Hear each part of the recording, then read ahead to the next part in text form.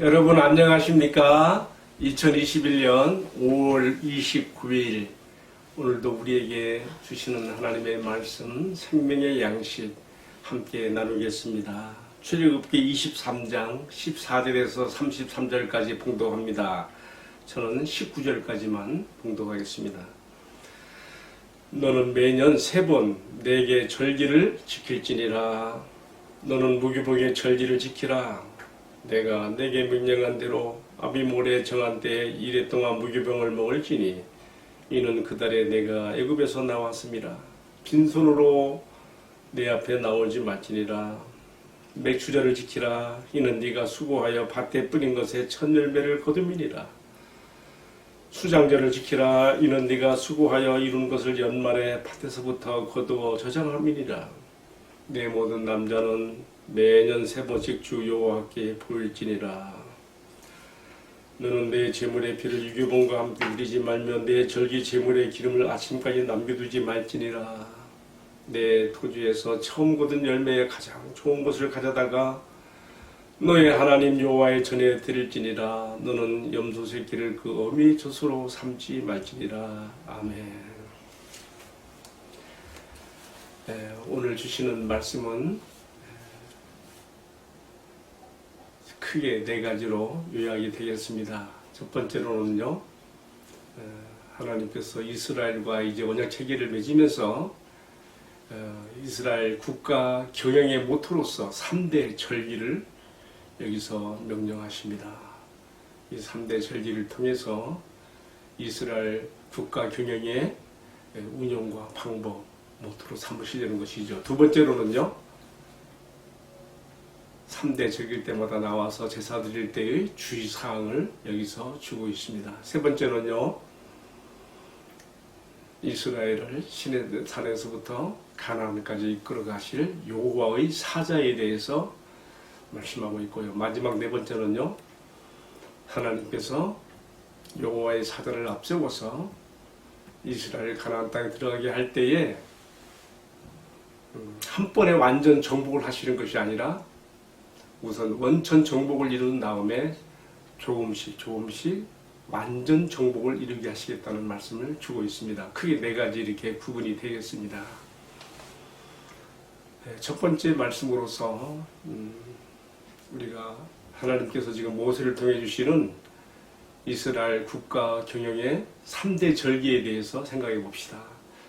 이 3대 절기, 첫 번째는 뭐지요? 출애굽의 구원을 기념하는 유월절 혹은 무교절이라고 합니다. 오늘 본문에는 무교절로 나왔어요. 왜 무교절입니까? 그때 급하게 출애굽하느라고 발효되지 못한 무교병을 먹었기 때문에 그 구원의 날을, 출애굽의 날을 기념하여 그 이후로 이스라엘은 유월절 돌아올 때마다 이 무교병을 일주일씩 먹으면서 이 날을 기억했습니다. 두 번째로는요, 첫 열매를 거두는 맥추절입니다. 이 맥추절은 다른 말로 하면 6월절로부터 50일째가 되기 때문에 77절, 77에 49, 50일째 맞이하는 오순절이라고도 하고 77절이라고도 하고, 그다음에 첫 열매를 거두기 때문에 초실절이라고도 하는데, 특별히 맥추절이라고 이름을 붙인 것은 보리맥자를 써서 보리를 거두은 그런 절기로서 이렇게 말씀하고 있습니다. 세 번째 절기는 무엇이었죠? 여기 보면은 연말에 밭에서 거두어 저장하는 수장절입니다.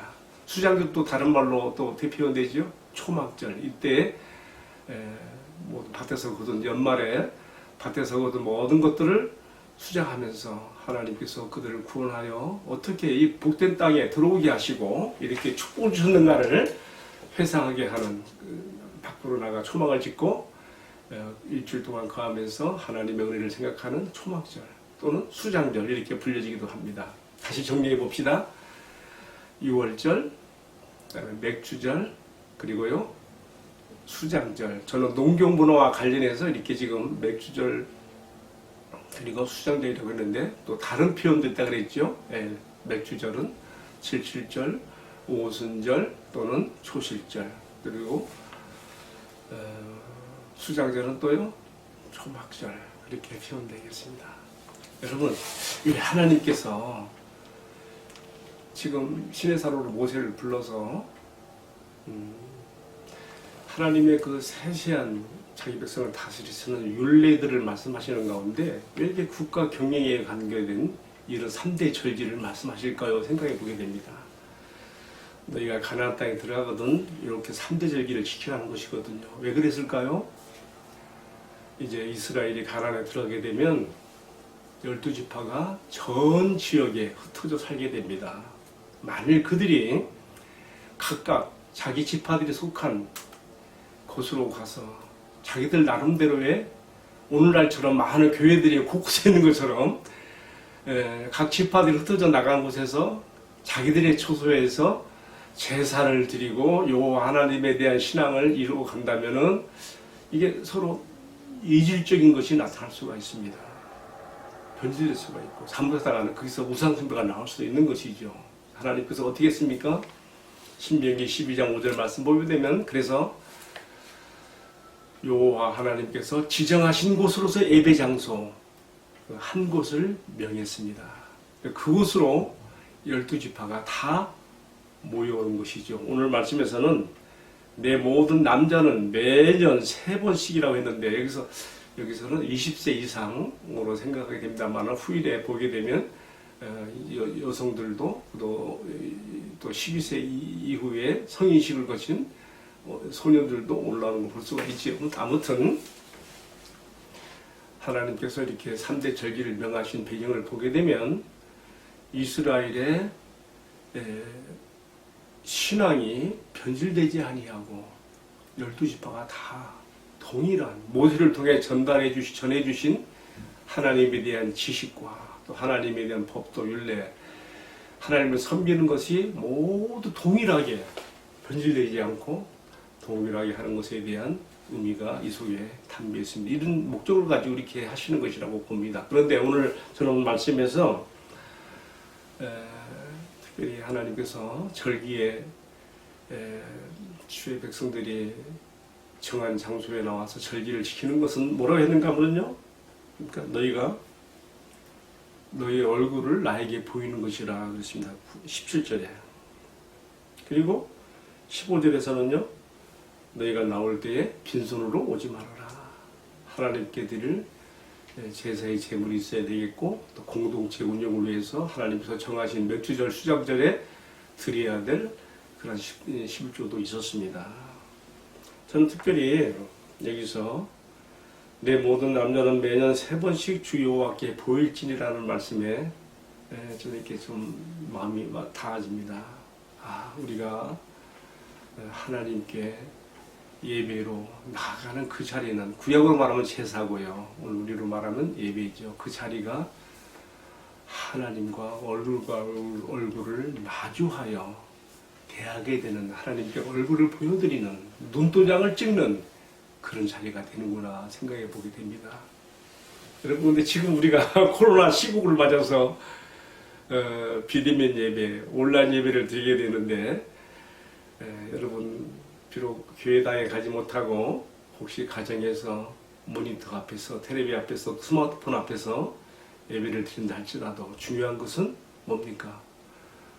본교회, 본 예배당 예배를 인도하시는 목사님의 눈도장을 찍지 못한다 할지라도 더 중요한 건 하나님 앞에 나의 예배의 자리에 나의 얼굴을 보이는 하나님의 눈도장을 받는 귀한 시간인 것을 우리가 기억하고 비록 온라인 예배지만 비대면 예배지만 변함없이 하나님 앞에 우리의 진실한 예배를 드려야 되겠습니다. 신령과 진정으로 예배하는 자들을 찾으시리라 하신 우리 하나님 앞에서 얼굴을 대면하여 드리는 예배, 눈도장을 찍는 예배 되시기를 주님의 이름으로 축복합니다. 근데요,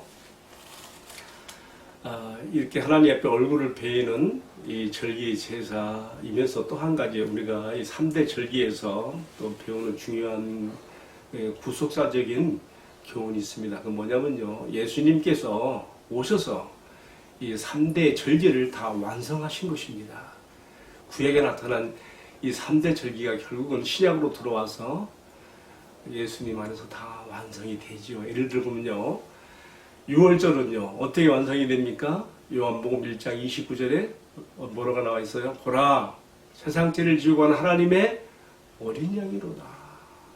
구약에서 출애굽을 그날 어린 양을 잡아서 그 피를 물과 문설주에 발라서 이스라엘이 구원받은 것처럼 유월절에 양으로 오신 우리 예수님의 보혈의 피로 우리가 구원을 받게 되는 그 의미가, 그 완성이 유월절이 예수님 안에서 이루어진 것을 우리가 보게 됩니다. 두 번째로 맥주절은 어떻게 완성될까요?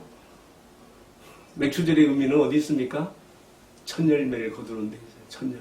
여러분, 첫 열매면 뭐 생각나요? 예수님은 우리 부활의 첫 열매가 되십니다. 고린도전서 15장 부활장인데 그가 우리 부활의 첫 열매가 되신 것을 말씀했습니다. 로마서 8장에서는 그가 또한 우리에게 성령의 첫 열매를 주신 것으로 그렇게 우리 구원의 보증으로서 성령의 첫 열매를 우리에게 주셨고 우리가 받은 것을 가르쳐주고 있습니다. 오순절, 특별히 맥주절은 또 오순절이라고 했지 않습니까? 오순절 생각하면 뭐 생각나요? 우리 예수님께서 부활 승천하시고 보좌우편에 가셔서 약속하신 대로 아버지께 약속하신 성령을 우리에게 보내주셔서 우리가 성령의 첫 열매를 받은 것이죠. 그러니까 맥주절 하면은 우리 주님 예수 그리스도 안에서 이 절기가 완성되었다는 것을 또 우리가 이해할 수가 있죠. 그 다음에요, 수장절은요 어떻게 완성됐을까요? 우리가 요한복음 7장에 보게 되면 예수님께서 수장절, 그 초막절에 예루살렘에 나타나셔서 정말 그 아무 의미 없이 형식적으로 제사를 드리고 있는 사람들 향해서 외쳤습니다. 누구든지 목마르거든 내게로 와서 마시라. 내게 온 자는 그 배에서 생수의 강이 흘러나니라. 수장절을 통해서 주의 백성 이스라엘이 그들의 모든 것 거둬들이고 만족을 얻는 것처럼 우리가 진정한 영적인 가람을 해결하고 만족을 얻는 것은 우리에게 수장절의 의미를 완성시키신 우리에게 성령의 탄비로 우리 영혼을 풍성하게 채워주시는 우리 예수님 안에서 해결될 수 있다는 것을 우리가 또 여기서 배울 수 있습니다. 유월절, 맥주절, 수장절이 모두 다 우리 주님 예수 그리스도 안에서 완성되고 이루어지는 것 우리가 또한 기억해야 되겠습니다. 시간이 좀 지나갑니다만은 제사를 드리는 두 번째로 제사 드리는 주의사항에 대해서 또 말씀하셨는데 여기 보니까 내 제물의 피를 유교병과 함께 드리지 말며 이렇게 무교병을 이렇게 강조하고 있는 것이죠. 그리고 또 내 절기 제물의 기름을 아침까지 남겨두지 말라. 이건 있을 수 없는 일이죠. 왜냐하면 제물을 태울 때 기름을 함께 태우게 되는데 여기서 강조되고 있는 것은 내 제물의 피, 이게 중요해요. 그만큼 이 제사 드릴 때 제물을 하나님이 주신 그런 계율에 따라서 드려야 할 것을 말합니다. 그러면서 맥주절과 수장절에서는 또 어떻게 또 말씀하십니까? 너희가 토지에서 처음 거둔 열매에 가장 좋은 것을 가져다가 너희 하나님 여호와 전에 드려라. 그래서 여기에 근거해서 맥주절에도 수장절에도 그들은 그들의 거둔 소산의 11조를 하나님께 드렸습니다. 생각해 보세요. 애굽에서 430년간 종살이하던 그들에게 하나님께서 자유를 주시고 또 적과 끄리로는 가나안 땅 얼마나 복지의 땅입니까? 실로 이렇게 14장, 13장, 14장에 보게 되면 가나안 정탐꾼들이 두루 살펴서 돌아와서 보고할 때 보니까 예수의 골짜기에서 포도를 한 송이 따왔는데 너무 커서 장정들이 어깨에 이렇게 나무를 끼워 메운 걸 볼 수 있습니다. 포도송이 하나니 오늘 주먹만한 거예요. 얼마나 그렇게 하나님께서 복된 적과 꿀르는 땅으로 그들을 인도하셔서 그렇게 많은 소산을 거두게 하셨으니 그들을 구원하신 것뿐만 아니라 그 복지의 땅에서 축복을 누리겠으니까 하나님께 마땅히 그들의 소산의 11조를 바쳐드리는 것이죠. 그건 또 어디로 가게 됩니까? 레위지파 제사장들에게 분배되어지는 것이죠. 그들의 기업은 하나님이시기 때문에 그렇게 되는 것이죠. 이것이 다 하나님의 국가 경영의 원칙이며 모토로서 이 3대 절기가 이렇게 명하셨고 또 그 절기의 날에 제사 드릴 때 어떻게 해야 되는가도 여기서 말씀해 주셨으며 근데 오늘 좀 특별한 게 하나 나와요. 여기 보니까 너는 염소 새끼를 그 어미의 젖으로 삼지 말지니라. 뭔가 좀 앞뒤가 안 맞는 말씀이 툭 튀어나온 것 같아요. 그렇죠? 근데 우리가 지금 쭉 하나님께서 주시는 율례의 말씀의 흐름에서 보면 하나님은 공의와 자비의 하나님 되신 것을 쭉 이렇게 가르쳐 오셨습니다. 그렇다면 염소 새끼를 그 어미 젖으로 삶는다는 것은 있을 수 없는 일이죠. 여러분, 이 생명의 존중감, 하나님께서 정말 그 어미를 통해서 새끼를 출산하게 하시고 젖을 먹이는 그런 상황인데 그 젖으로 당시에 이 새끼 송아지나 새끼 양이나 염소 새끼들은 부드럽고 연하고 맛있거든요. 그러니까 그 어미의 젖으로 새끼를 삶는다는 건 있을 수 없는 일이에요. 아무리 동물들이지만 하나님의 자비하심이 이렇게 동물들까지 미치고 있는 것을 우리가 여기서 엿보게 되는 것입니다. 뿐만 아니라 나의 백성 너희들은 이방인들과 같이 이방인들은 그렇게 했어요. 이방인들은 시큼한 그 젖에다가 새끼 염소나 양들을 삶아먹는 지금도 아랍인들은 이런 풍습을 가지고 있다 그럽니다. 그러나 나의 백성 너희들은 이러한 무자비한 이런 것에서 너희가 벗어나라고 하는 하나님의 교훈을 또 여기서 우리가 볼 수가 있습니다. 자, 세 번째는 뭐였습니까? 하나님께서 시내산에서부터 가나안까지 데리고 갈 여호와의 사자를 말씀하고 있습니다. 오늘 말씀 20절부터 23절까지 길게 이해가 되고 있어요. 내가 내 사자를 내 앞서 보내어 길에서 너를 보호하여 너를 내가 예비한 곳에 이르게 하리니 했고요. 이 여호와의 사자가 얼마나 중요한 분인지 이렇게 말했어요. 너희는 삼가 그의 목소리를 청종하고 그를 노엽게 하지 말아라. 그가 너희 허물을 용서하지 아니할 것은 내 이름이 그에게 있음이라.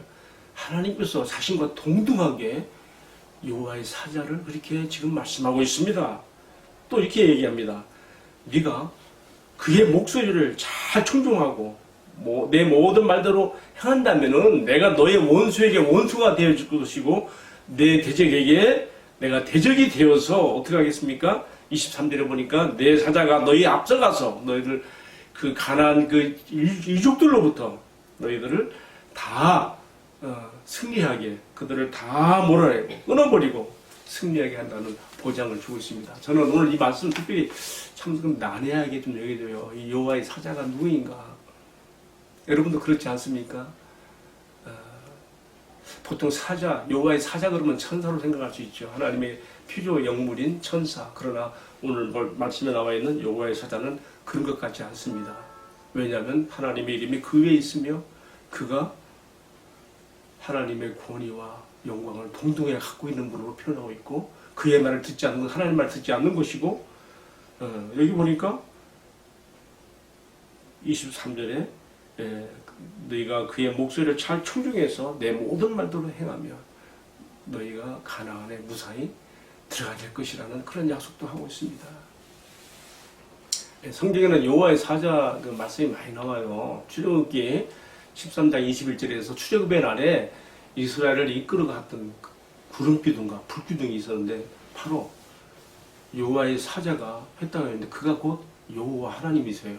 그러니까 여기 나온 여호와 사자는 곧 여호와 하나님 동등하게 우리가 볼 수가 있습니다. 좀 두려운 그런 제가 지금 해석을 했는데요. 그러나 저는 분명히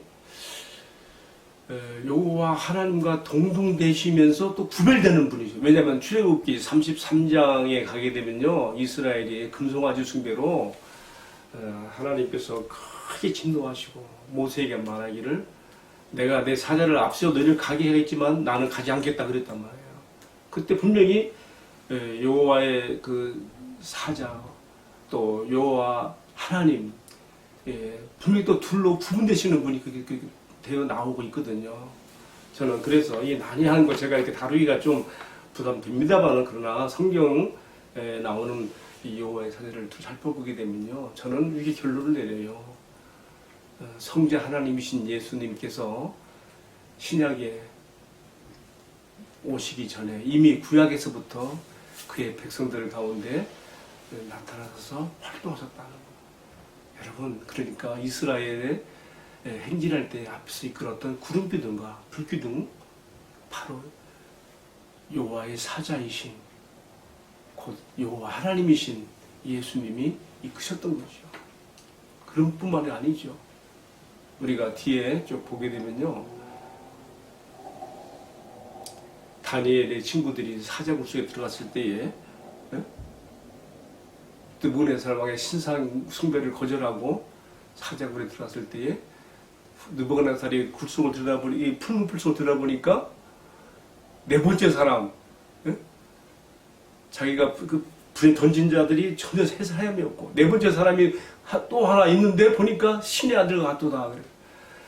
여호와 하나님께 대한 신앙의 정결을 지키는 그의 자들에게 하나님께서 함께 하신, 우리 예수 그리스도께서, 예수님께서 이미 구약에서부터 자기 백성과 함께 하셨던 놀라운 그런 장면들을 보여주고 있는 것을 우리가 보게 됩니다.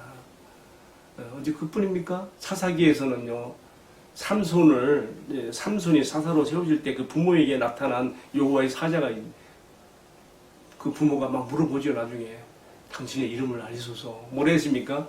내 이름은 기묘니라. 여러분, 예수님에 대한 호칭 아니겠습니까? 구약에서요 나타났던 여호와의 사자가 신약의 하나님의 아들 예수님, 우리 오시기 전에 이미 구약에서부터도 이렇게 활동하셨던 것을 우리가 여기서 엿볼 수가 있는 것이죠. 이제 마지막으로 한 가지만 더 말씀을 드리고 싶습니다. 마지막으로 하나님께서 이스라엘을 가나안 땅으로 이끌어들여서 정복하게 하시는 방법을 말씀하셨는데요. 거기 보니까 뭐라고 나옵니까? 단번에 하시는 것이 아니고 조금씩 하신다 그랬어요. 제가 읽어볼게요. 23장 29절에 보게 되면 이렇게 말했습니다. 하나님께서